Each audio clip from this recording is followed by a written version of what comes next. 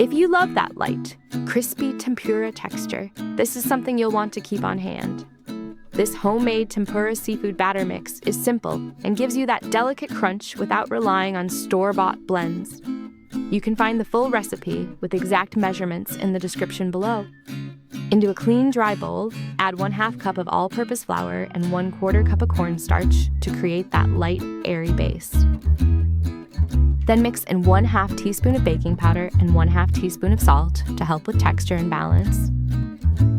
Next, add 1/4 teaspoon of white pepper, along with 1/4 teaspoon of garlic powder and 1/4 teaspoon of onion powder for a subtle depth of flavor. Now sprinkle in 1/4 teaspoon of sugar to lightly round out the taste, and finish with 1/8 teaspoon of turmeric for a gentle color and warmth. Mix everything well until the dry blend is evenly combined and free from any clumps.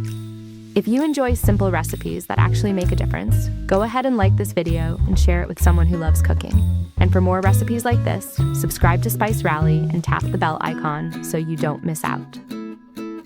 So here you go, with the simplest tempura seafood batter mix ready to use.